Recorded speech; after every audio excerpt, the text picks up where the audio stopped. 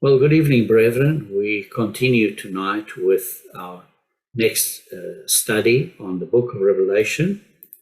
And up to now, we have seen how the Apostle John has described the various events leading up to Christ's coming. God, through Christ, revealed it to him through an angel, obviously. And we see the events which will take place up to and including during the period of the seventh and last trumpet. Then we also saw he describing the events of the seven last plagues, which are part of the destruction of Satan's kingdom. The way we've seen, just as a reminder, in Revelation 11, verse 15, if I remember correctly, let me just double check, correct. We see the seventh angel sounding and the seventh trumpet, which represents Christ's coming, and the beginning of those events symbolized during the period of Christ's coming, which means the seven lost plagues are part of that time period, which we symbolize or call it as the period of Christ's coming. There are a number of events that occur during that period of time. But then we get into the set of inset chapters, which is part of the section is inset, and then it kind of continues with the story, but it's describing a number of other events, particularly related to destruction of Satan's system. In other words, how Satan's system will be destroyed, both religious and governmental. So that is Revelation 17 through 19, although, as you know, Revelation 19 talks about a scene in heaven, and then it also shows the marriage of the bride, and so, but then it shows as Christ's coming, that final climax, the destruction of those people that are fighting against Christ. So it's a series of events during this whole set of activities that happen during this period of the last trumpet, because the last trumpet includes a number of things that have to happen, which will surely occur over a period greater than 24 hours. So, then we, in the last study, started with Revelation 17, verse. We started with Revelation 17, verse 1 through 4, and we showed how God regards spiritual adultery as a serious abomination and uncleanliness. We also looked that for the person, or the person that has been deceived by this spiritual adultery, or let's call it false religion, it was a person that has become very involved in this religions of this world. It is much more difficult for them to learn the truth, because they have to unlearn so many false ideas. I've encountered so many people that are, let's call it, religious, and they have a lot of quote-unquote foundations in religion, but because a lot of these foundations are based on false promises, or false premises, should I say more correctly, they struggle having to prove from the Bible, which we can, but they have to prove, and as they prove these things from the Bible, they have to, let's call it, reprogram their way of thinking into a completely different way, because they realize that what they were told was not the truth, according to the Bible, because thy word is truth. So they have to reprogram themselves and learn. What happens, therefore, with people like that when they go through that process? They go through different stages of confusion because they say, but what about this and what about that? And therefore, it is like they're dizzy, like a person that is drunk with wine. So that is a very interesting and effective analogy that we get. So now today we're going to continue on Revelation 17, and basically we're going to cover the rest of Revelation 17, this chapter, and we're going to start in verse 5. And it says in verse 5, and on her forehead a name was written, Mystery, Babylon the Great, the mother of harlots and of the abominations of the earth. One thing we have learned many a times is that in Greek there are no punctuations. So the way it's written, we sometimes think that it's Mystery Babylon the Great, but in other languages, I know in Portuguese, it says, was written a mystery. And then it says Babylon the Great. Mystery is a descriptive term for the title, is not the title. The title is Babylon the Great. And that is a mystery. So if we look at Revelation 16, verse 19, Revelation 16, verse 19, it gives the name here. It says, now the great city was divided into 3 parts, and the cities of the nations fell, and great Babylon was remembered before God, or Babylon the Great. So that's that city, Babylon the Great. If we also look at Revelation 18, verse 2, it says, and he cried mightily with a loud voice, saying, Babylon the Great is fallen, is fallen. So the name of the city, of the title, is Babylon the Great. But this is a mystery that people don't understand. And it is the mother of harlots and of the abominations of the earth. As we know, a woman represents a church in this biblical symbology. And Yah represents or corresponds to what Babylon was in its original religious form, old Babylon. And so this meaning now, this Babylon the Great, which is kind of a resurrected Babylon from the old Babylon. Remember, there was the old Babylon where it says, Nebuchadnezzar, you are the head and you're reigning over Babylon. So that old Babylon is, let's put it this way, this whole system has propagated to this end time. And now we have Babylon the Great, the mother of harlots. So this wicked and pagan Babylonian rites or religious rites have infiltrated, have gone through as paganism. Let's just call it paganism. And that paganism infiltrated the early church. The church right earlier, and we saw that when we went through the letters of Revelation 2 and Revelation 3.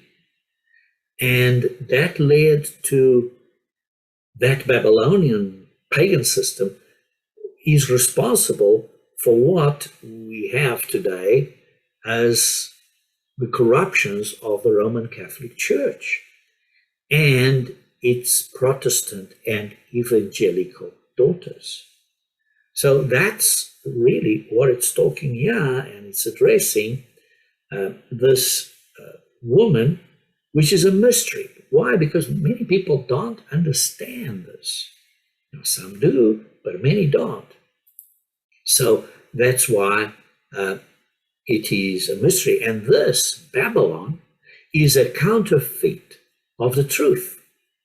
In other words, a pseudo religion that has plagued Israel in the old times, in the Old Testament, and continues to plague today the spiritual Israel in the New Testament. So that Babylon has continued, that system, that pseudo-religion. Sure, now, in modern days, it's called Christianity, but that is the source, that is the genesis or the beginning of many false religions, which includes what is so-called today Christianity. So the subject of Babylon begins, its very source is in the book of Genesis. In Genesis chapter 10, verse 6 through 10, Genesis chapter 10, Genesis chapter 10, verse 6 through 10, it talks about about the sons of Ham, with Cush, Mizraim, Put, and Canaan, right? And the sons of Ham, the sons of Cush, that it describes who they were, and Cush begat Nimrod. He was the builder of Babylon, Nimrod, and he began to be a mighty one on earth. Why was he a mighty one on earth? Mighty because of this religious power that he had, and it was accepted. Quite often we read he was a mighty one, we think, and I'm not saying it wouldn't have just been that, but quite often we think that it was physical. But we have a religious power causing influence on the earth, becoming a mighty one, a man of great influence. Sure, physically, he was a mighty hunter. But look at the spiritual analogy. Could it not be a hunter of people, of lives, through false religion, before the Lord? Therefore, it said, like Nimrod, the mighty hunter before the Lord. A hunter instead of being a shepherd, a hunter. Can you see the analogy there, how it ties something very interesting? And so Nimrod, and then it says, and at the beginning of his kingdom was Babel, Erech, Akkad, Calneh, in the land of Shinar. Now, Erech, that is that second town, the first one is Babel, the second is Erech, which we see in Genesis 10, verse 10. And this was run about 2,200 years before Christ. Archaeology has discovered the common practice in that town of Erech was to build huge mounds, ziggurats, of sun-dried bricks. So they had technology and capability of building bricks, sun-dried bricks, and building mounds, like pyramids and things like that. Now, in Genesis 11, verse 1 through 4, then it shows their rebellion, because it says now the whole earth had become one language, had one language and one speech. Yeah, they all spoke one language from the creation. God gave them one language. And then it says that they found a plain in the land of Shinar, and they dwelt there. Then they said to one another, come, let us make bricks and bake them thoroughly. And they had brick for stone, and they had asphalt for mortar. And they said, Come, let us build ourselves a city and a tower, whose top is in the heavens. Let us make a name for ourselves, lest we be scattered abroad over the face of the whole earth. So here we have a demonstration of rebellion against God, and they tried to build a tower that would reach heaven. Clearly, we see here is an act of human pride and rebellion against God. Now, in verse 5 through 9, we see God's judgment.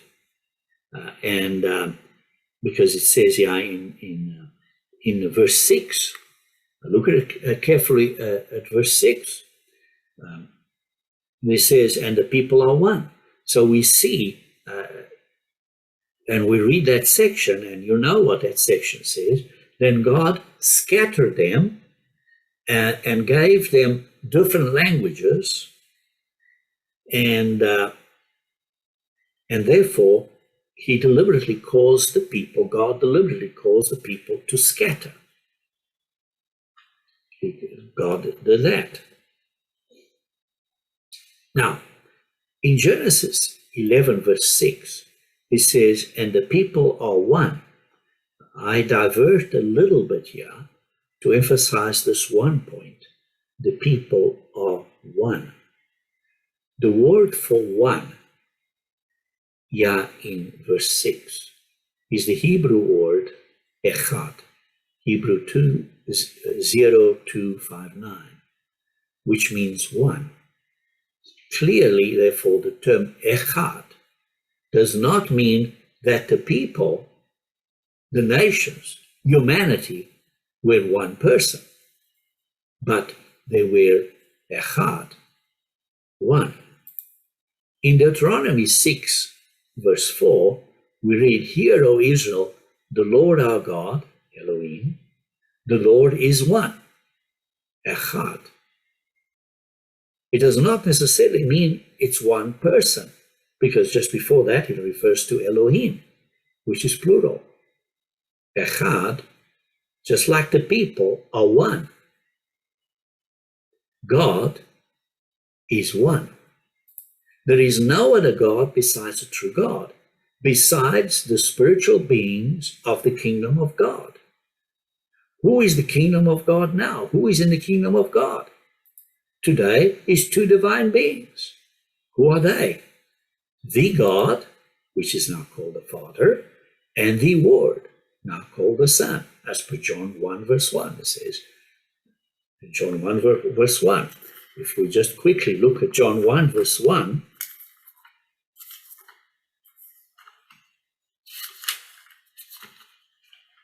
John 1, verse 1,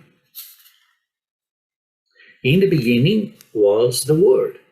So that denotes, in the beginning, that the Word existed.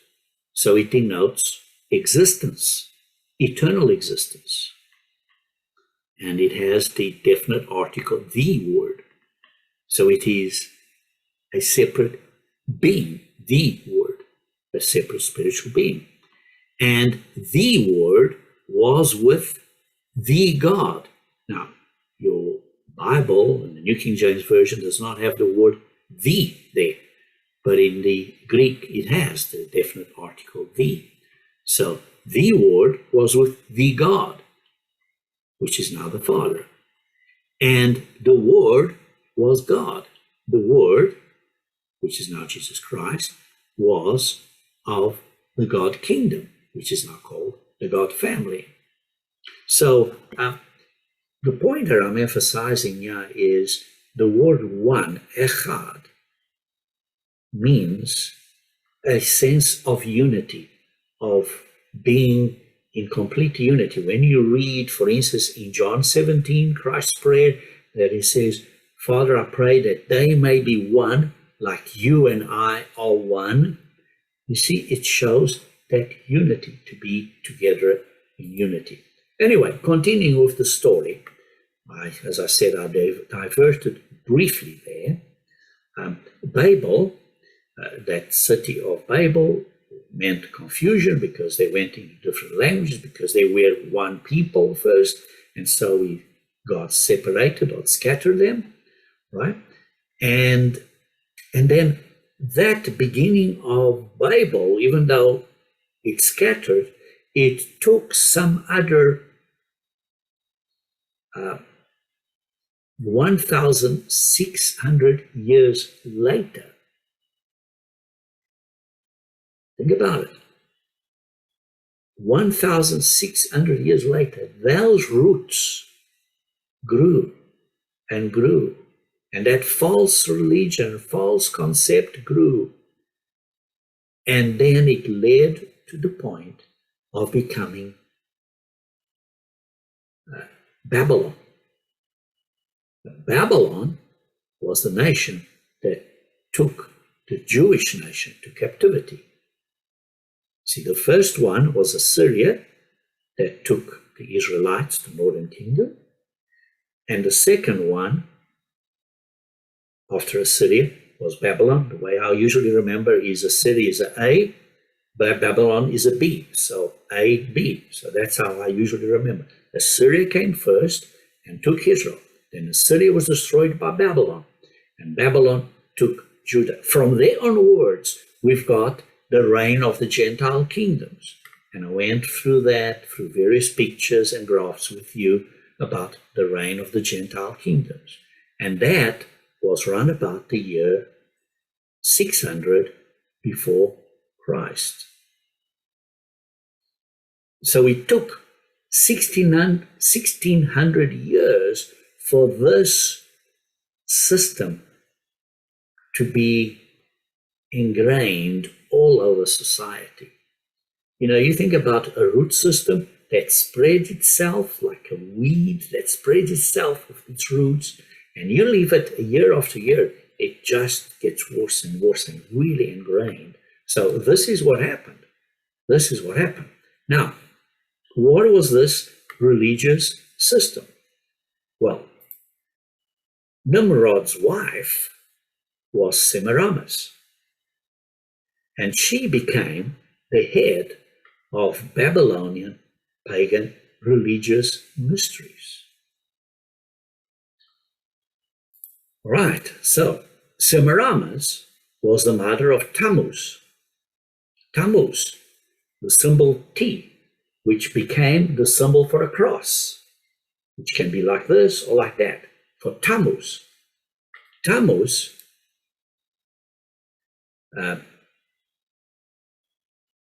was given birth in a miraculous way. Legends say, whatever. So, the names, however, vary from nation to nation. Other names for Semiramis, which is the wife of Nimrod, which is the mother, is Ishtar, is Astarte, Ashtoreth.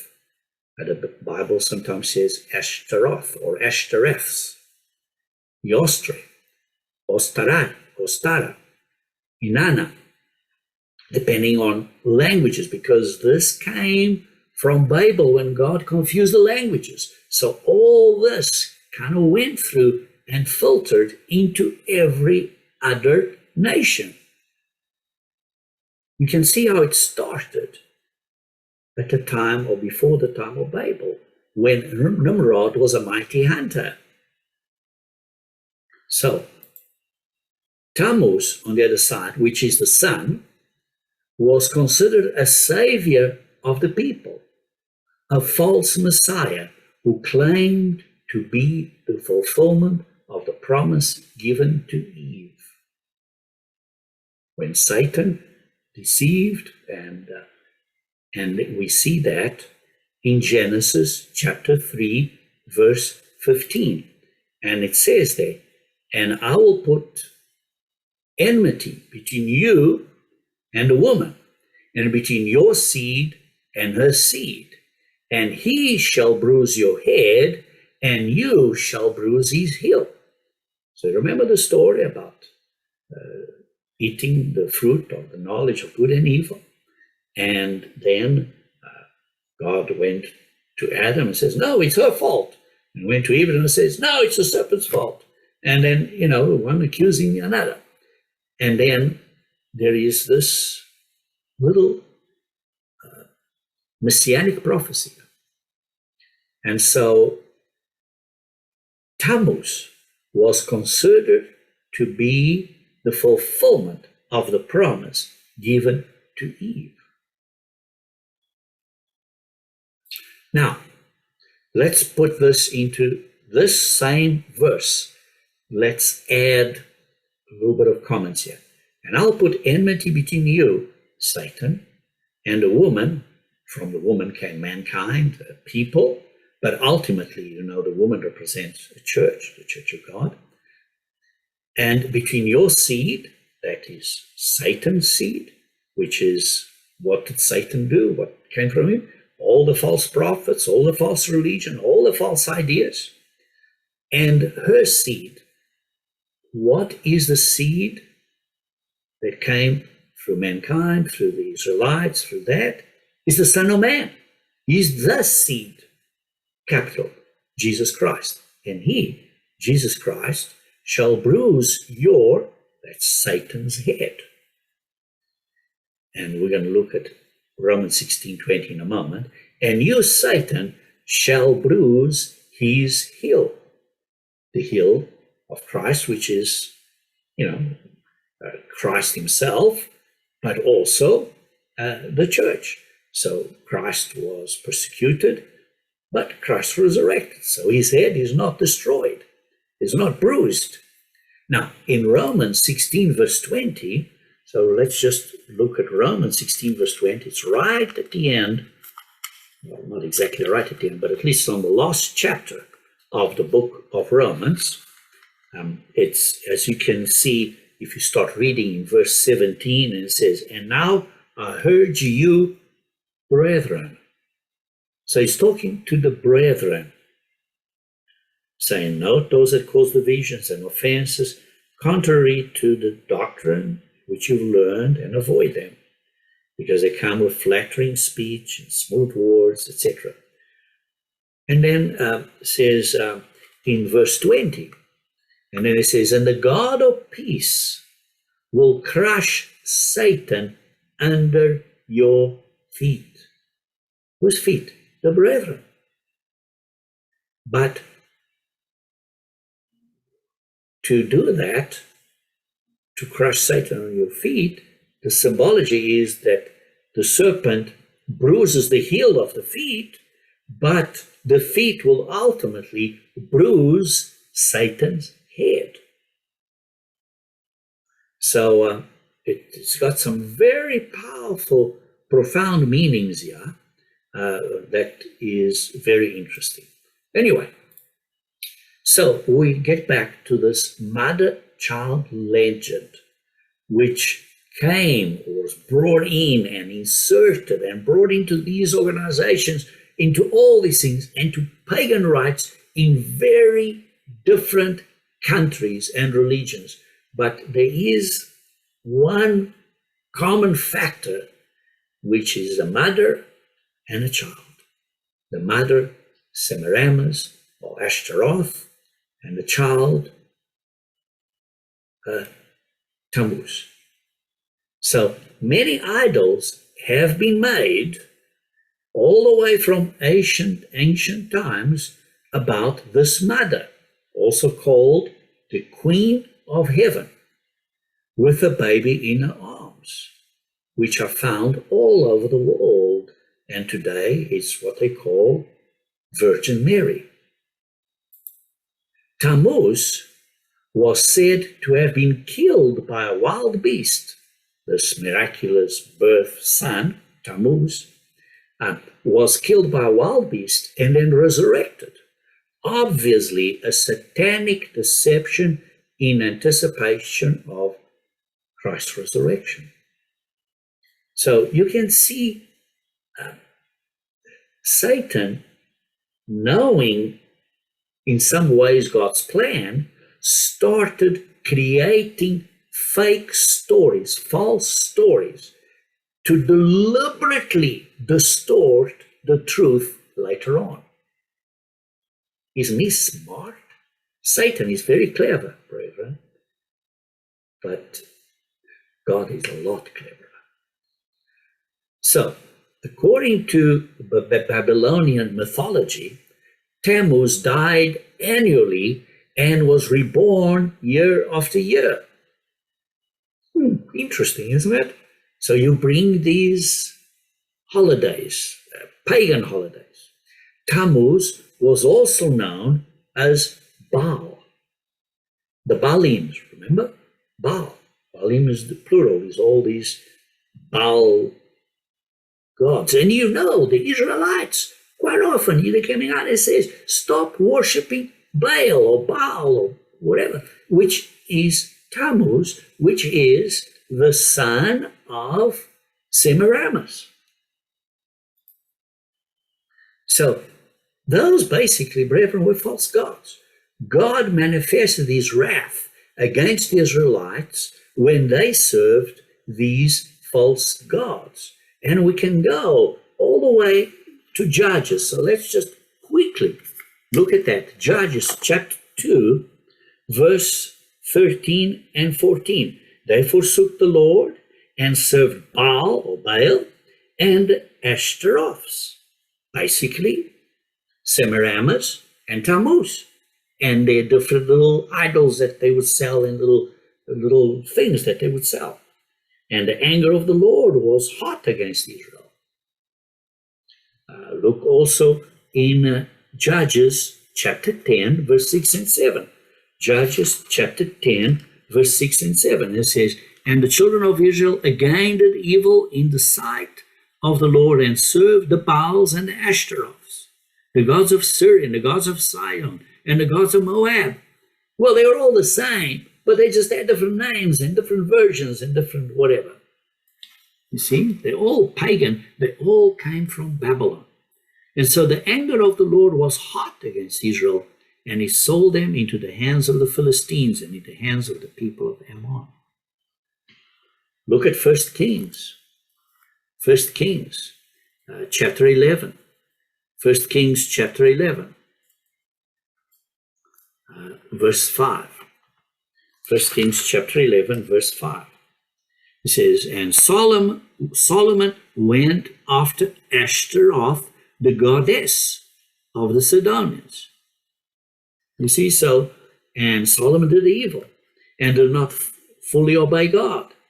And look at verse 11. Therefore the Lord said to Solomon, because you have done this and have not kept my covenant and my statutes, which I commanded you, I'll surely tear the kingdom away from you. You see what he did? Spiritual adultery. That's what it is, spiritual adultery. That's what we covered in the last study. Look at Ezekiel chapter 8. Ezekiel chapter 8, verse 14 through 18. Ezekiel chapter 8, verse 14. You see, so he brought to me to the door of the north gate of the Lord's house, and to my dismay, women were sitting there weeping for Tammuz.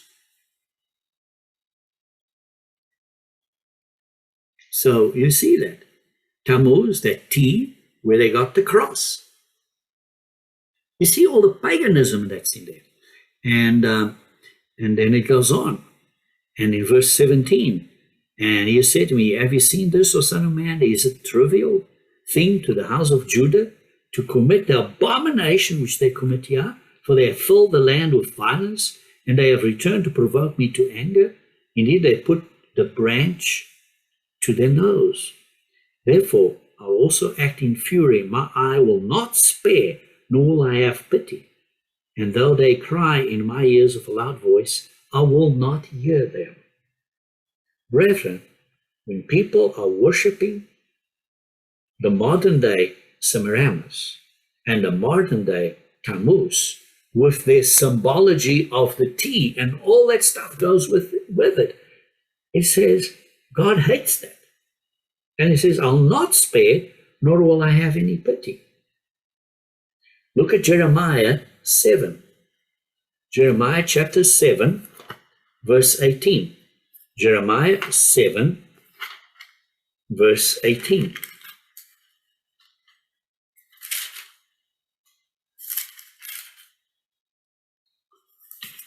And the children gather wood, the fathers kindle the fire, and the woman kneads dough to make cakes for the Queen of Heaven.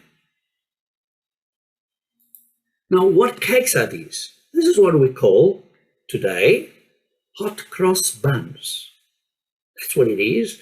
These buns with a little cross, for Tammuz, and or cakes for the Queen of Heaven. Can you see how everything gets connected? When you start connecting the dots, weeping, making dough for the Queen of Heaven. That's Semiramis. That's the Ashtaroth. Look at Jeremiah 44. Jeremiah 44.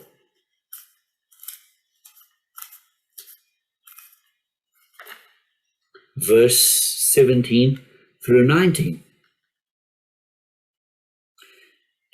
But we will certainly do whatever has gone out of our own mouth to burn incense to the Queen of Heaven, and to pour out drink offerings, etc., etc. And then in verse 18, but since we stopped burning incense to the Queen of Heaven and pouring out drink offerings to her, we have lacked everything and have been consumed by sword and by famine.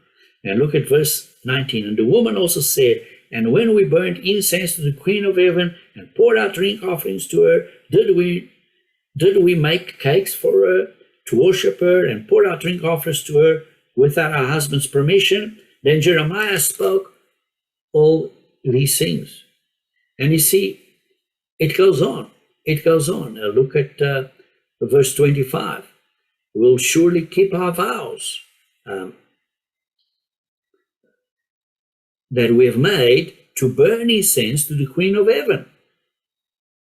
You see, so this thing just goes on and on and on. And God says, verse 29, and this shall be a sign to you, says the Lord, that I will punish you in this place. So there it is. The Queen of Heaven is an apostasy that continues to this day. This mother-child legend, apostasy. And in Revelation 18, verse 4, so we'll go back to Revelation now, in verse 4, it says, and I heard another voice from heaven saying, come out of her, my people, lest you share in her sins, and lest you receive of her plagues. Come out of this false religion of Babylon the Great, which is this false religious church, the mother of harlots and her children, and this all pagan religion. Therefore, syncretism, mixing truth with a little bit of lie, is wrong. Don't keep watching and listening to tapes and videos of false prophets teaching, maybe good things, maybe things that appear very nice, but inserted in the middle there, there's a little poison pill, a little poison that starts taking away from the truth. Be careful. So, continuing in Revelation 17, verse 6, it says, I saw the woman drunk with the blood of the saints and of the blood of the martyrs of Jesus. And when I saw it, I marveled with great amazement. So we have a church which is actively involved in the persecution of true Christians. Now, this in Revelation 17 is not the Babylon of old, but is the modern day, today's apostate, so-called Christian churches. And when we read in verse 17, chapter 17, verse 7 through 14, now it starts giving another little statement here, because in verse 7 says, but the angel said to me, because he said in verse 6, I marvel, So he says, why do you marvel? Why are you surprised? I'll tell you the mystery of this woman. You see, it's a mystery. You see, this woman is a mystery. The great mystery, the great Babylon. I'll tell you the mystery of this woman, of the woman, and of the beast that carries her. Aha. So we have this false church being carried by the beast. Remember, I said we covered that in Revelation 13. There were two beasts. One was the beast from the sea, from verse 1 to verse 10 of Revelation 13, and that was a civil government. That is what we normally call the beast. And then in Revelation 13, verse 11, onwards to the end of the chapter, it's talking about another beast coming out of the earth, which is out of this false religion that is already on the earth. Another leader that comes out of it. And that leader is described here in Revelation 17 as a woman, as a false church, as Babylon the Great. And so, here in verse 7 of Revelation 17, it says, why do you marvel? I'll tell you the mystery of the woman and of the beast that carries her, which has 7 heads and 10 horns. You see, the beast that carries her is that civil government, which has 7 heads and 10 horns. Remember, we went through all that very carefully. Now, the beast, verse 8, that you saw was and is not, and will ascend.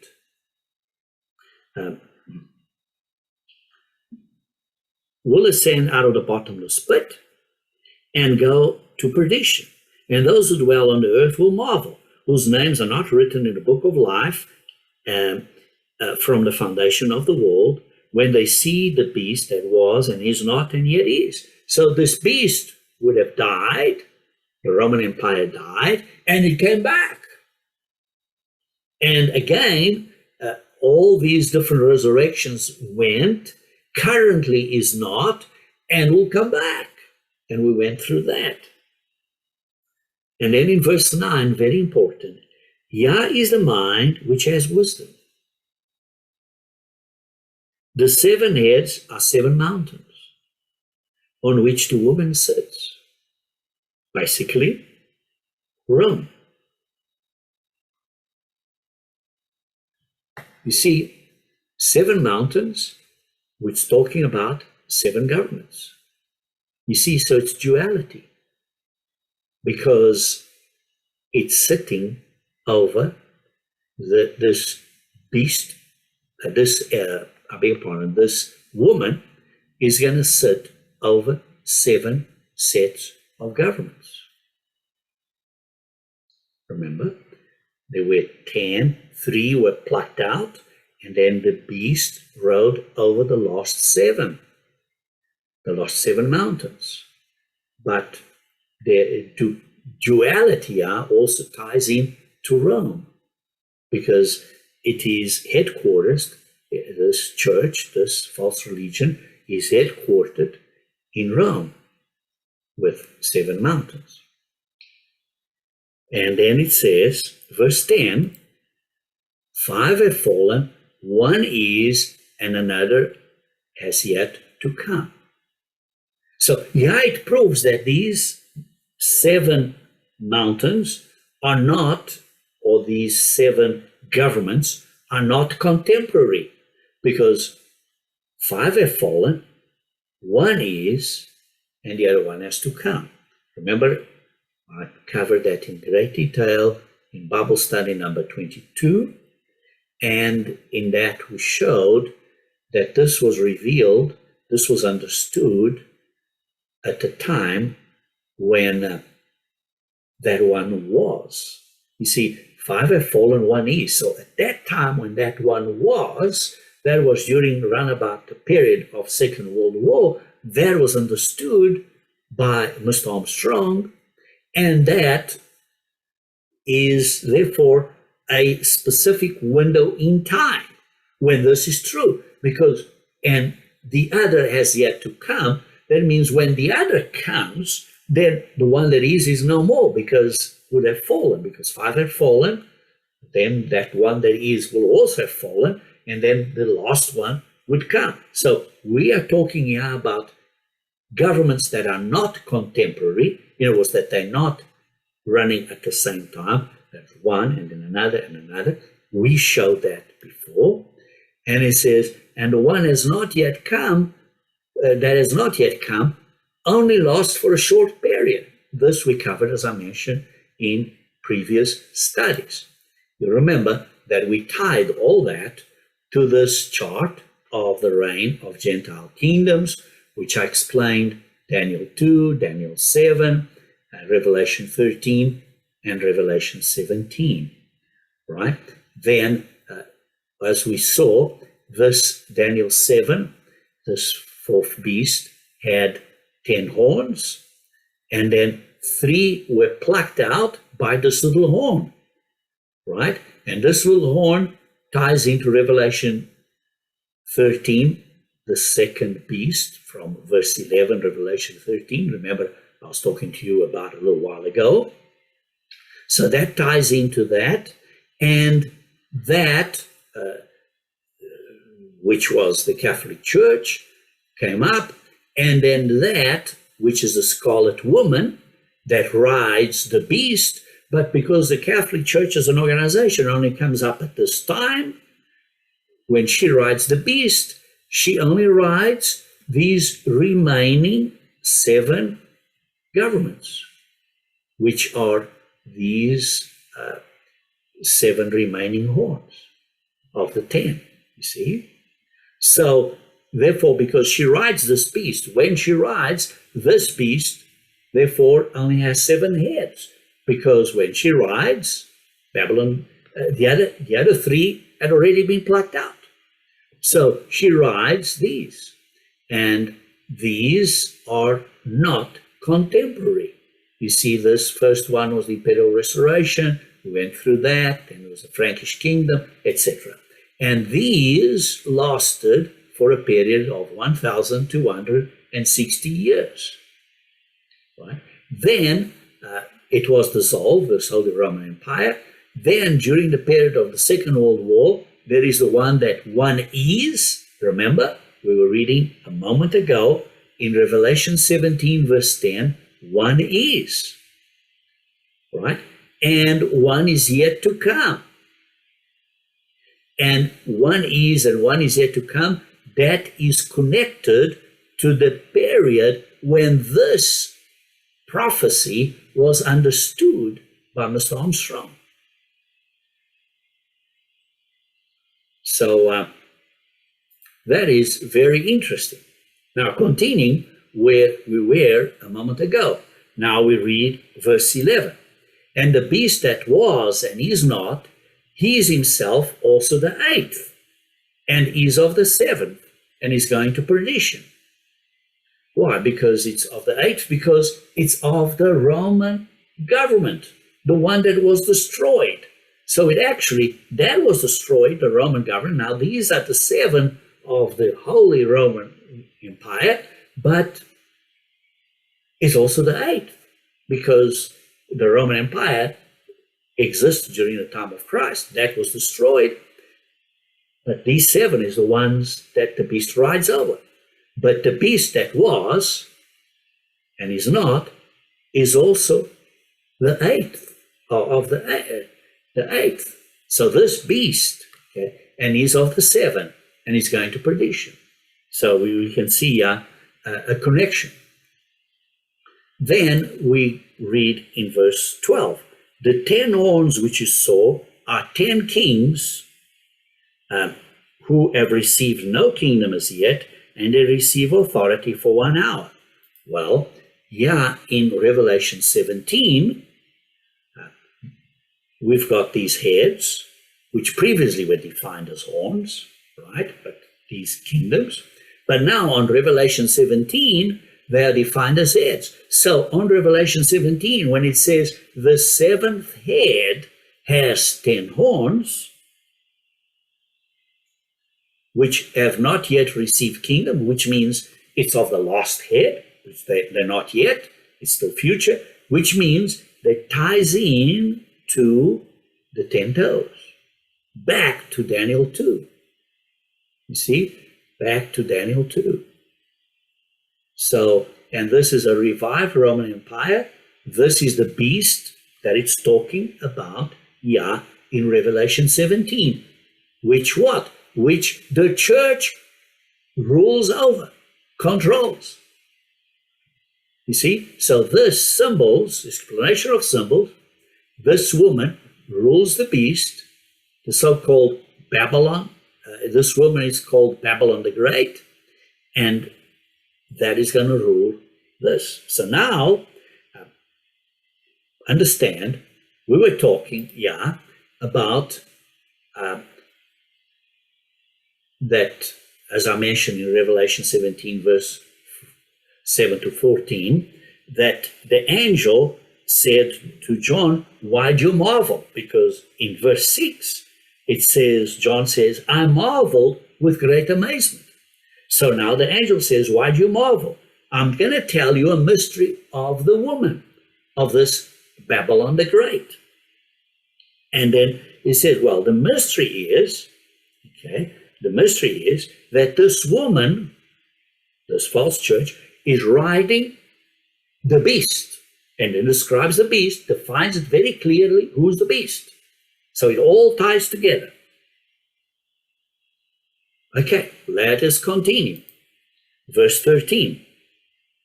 It says, and these are of one mind, and they give their power and authority to the beast. So these 10 horns, these 10 kings, give these 10 kings of what we call United Europe today, or future United Europe, not the United Europe as it is today, but a future, a changed Europe than what it is today. So things are going to happen in Europe to change the way Europe is. Is what's happening in Ukraine kind of causing a trigger for this Europe to change? Possibly. So, these 10 kings of this changed Europe give their power to this dictator, leader of the beast. And then we read in verse 14, it says, these will make war with the Lamb. Who are these? These 10 kings and the beast will make war with the Lamb. Therefore, it shows that these 10 horns or these 10 kings are living at the same time, or will be ruling at the same time during Christ's return. So these indeed are now contemporary on this last 10 kings in this section. So let me go back. So we have understood this. These 10, which are the 10 toes, which are the 10 horns of Revelation 17, which are the 10 horns of Revelation 17, these 10 are contemporary. And that's what we're reading here. These, down here, will make war with the Lamb. Because that's what it is, these 10 toes. And when that stone of Daniel 2, which is cut not by human hands, representing Christ coming to earth, destroys these 10 kings and this whole statue, this whole beast power that is carried on for years from this beast power, as we described here, through all this, from this image of Daniel 2, all this will be destroyed. So continue to read in verse 14. It says, they will make war with the Lamb, and the Lamb will overcome them. For the Lamb, he is the Lord of lords and King of kings. And those who are with him, those that will be with him. Why? Because they're already resurrected. Remember, they're resurrected, as I mentioned to you, in Revelation 11, verse 15, when the seventh trumpet sounded. Now, they are with the Lamb, and they are called and chosen and faithful. They've remained faithful till the end. So these will make war with the Lamb. And now verse 15. Then he said to me, the waters which you saw where the harlot sits are peoples, multitudes, nations, and tongues. So now it's again trying to fill the picture and say, listen, John, the waters that you saw, okay, which waters? On verse 1. So if you read on verse 1 of Revelation 17, he says, come, I'll show you the judgment of the great harlot who sits on many waters. So the waters, 17 verse 15, says the waters which you saw where the harlot sits are peoples, multitudes, nations, and tongues. What does that mean? That means that this woman is universal, which the word universal is actually the meaning of the word Catholic. So continue reading in verse 16. And then it says, and the 10 horns which you saw on the beast, these will hate the harlot. Oh, whoa, whoa, whoa, whoa. Now we see a climax happening from verse 16 to verse 18. Now it's showing something that we say, what? What? Have you read this carefully? It says, the 10 horns which you saw on the beast, these will hate the harlot which rides the beast. So there'll come a time. Here is the climax of this description of what it was trying to describe what the beast was from verse 8 to verse 14 up to here. Now on verse 16 is saying, wait, now what do we have is these 10 horns that you saw hate the beast. So we have here a situation, the beast and the 10 kings will finally destroy this religious system. Wow. Wait. So in verse 16, it says, continue to read, it says, make her desolate and naked, eat her flesh, and burn her with fire. So the dictator of the beast, that's these 10 kings give the power to the beast, to this dictator of the beast. So it's like an 11th person, right? So this dictator of the beast, sometime during the latter part of the Great Tribulation, does not say when. Because understand, the period of Great Tribulation is those 3.5 years. Sometime, what we had is the false church helped the beast to become the leader of the nations. Why? Because you have religion motivating with its ideology for people to follow this government. But now that the government is important, I don't need the false religion. Goodbye. So this dictator will no longer need this religious system, the great harlot, that great city, and will replace it with the worship of the beast itself. So instead of worshiping Semiramis and Tammuz, will replace that with the worship of the beast itself. And this is analogous to what was happening in old Rome, because the Roman emperors became worshipped. So this is analogous to that.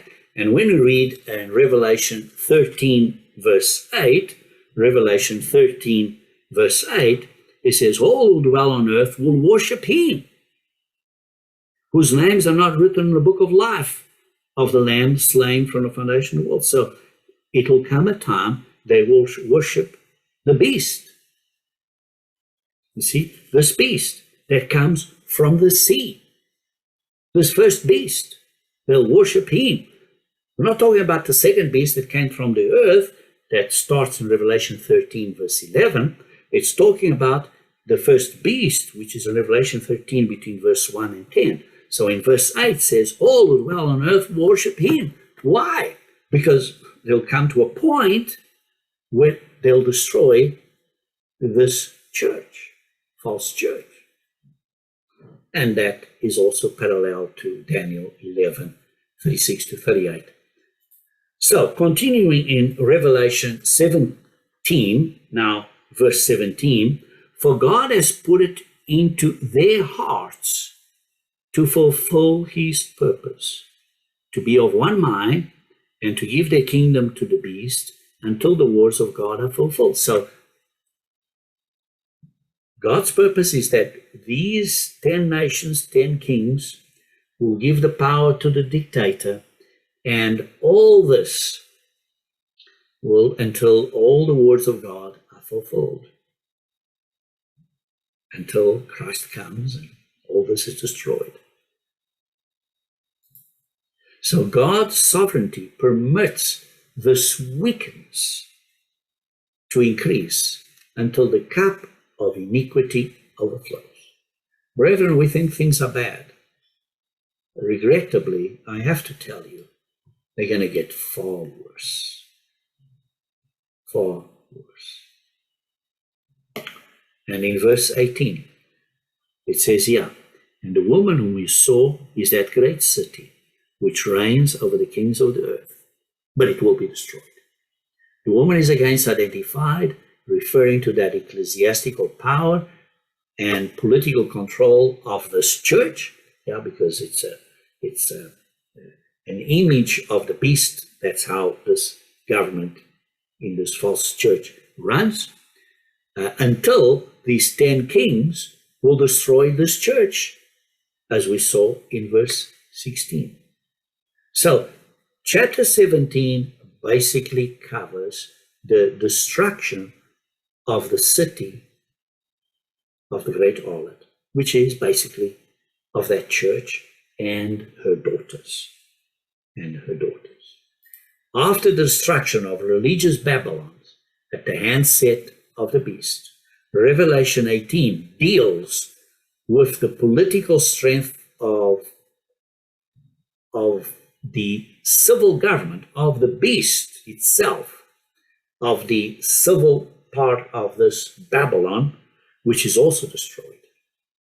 And so this Babylon, this Babylonian system, this false system, it's a religious system, but also from Babylon came a government system. And Babylon the Great is fallen, And that is going to be covered in the next study. Thank you, brethren. Have a good evening.